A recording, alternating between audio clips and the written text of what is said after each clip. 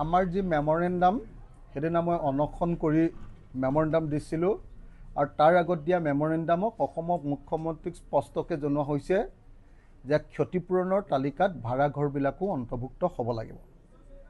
অসমৰ মুখ্যমন্ত্ৰীক মই ব্যক্তিগতভাৱেও সেই কথাটো ইতিমধ্যে জনাইছোঁ।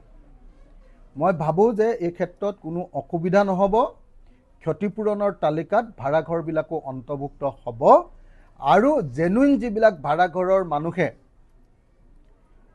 নাপাব তেওঁলোকক পোৱাৰ কাৰণে মই সকলো ব্যৱস্থা গ্ৰহণ কৰিম যিবিলাক ভাড়াঘৰত আছে।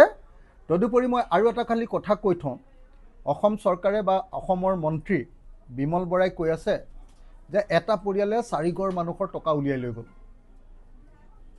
4টা মানুহে পাই গ'ল একেটা পৰিয়ালত। সেইটো মই ভাবোঁ যে মানুহ ঘৰতকৈ দুখটো দায়ী আচলতে চৰকাৰখন।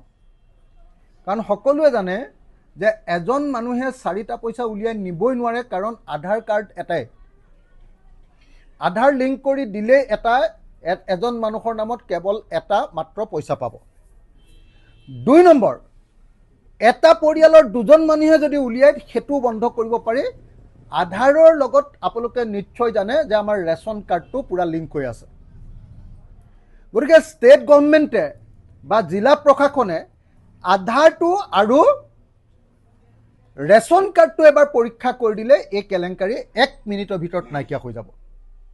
কিন্তু দুৰ্ভাগ্যবশতঃ মানুহৰ গাত দুখ দি বিমল বৰাহঁতে আমাৰ এই 15,000 বা 25,000 টকাৰ ক্ষতিপূৰণটোক তেওঁলোকে তাৰ পৰা বঞ্চিত কৰিবলৈ চেষ্টা কৰিছে।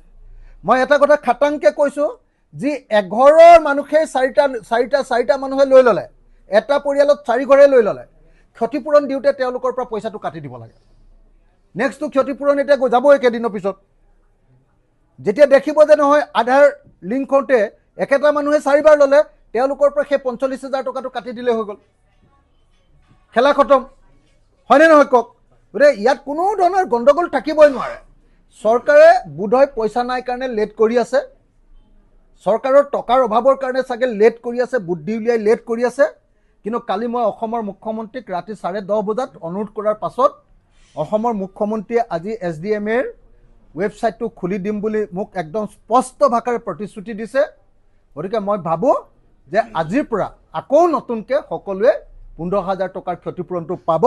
চৰাইদেউৰ কাৰণেও খুলি দিছোঁ, মই খুলি দিয়াৰ ব্যৱস্থা কৰিবলৈ কৈছোঁ চৰকাৰক, শিৱসাগৰৰ কাৰণেও কৰিছোঁ আৰু যোৰহাটৰ কাৰণেও। আটাইতকৈ ডাঙৰ কথা, আটাইতকৈ কম মানুহ সোমাইছে ডিমৌ সমষ্টিত, কিন্তু ডিমৌ সমষ্টিৰ মন্ত্ৰীয়ে এইটো খুলিবৰ কাৰণে মুখ্যমন্ত্ৰীক কোৱা নাই। অনুৰোধ কৰিছোঁ মইহে, বিৰোধী বিধায়কজনেহে, আৰু বিৰোধী বিধায়কজনে অনুৰোধ কৰাৰ পাছত মুখ্যমন্ত্ৰীয়ে সেইটো খুলি দিম বুলি ঘোষণা কৰিছে। আৰু মই ভাবোঁ যে মুখ্যমন্ত্ৰীয়ে এজন বিধায়কক যেতিয়া প্ৰতিশ্ৰুতি দিলে সেইটো খুলি দিবই। গতিকে কালি DC আৰু ADCয়ে মানে হাত দাঙি দিছিলে যে আগৰ ডুপ্লিকেটখিনি কাটি নিদিলে আমি আৰু কাকো দিব নোৱাৰোঁ বুলি কৈছিলে। কিন্তু যিহেতু মই এতিয়া SDMAৰ ৱেবছাইটটোৱে খোলাই দিলোঁ, এতিয়া 100% মানুহক দিব পাৰিব।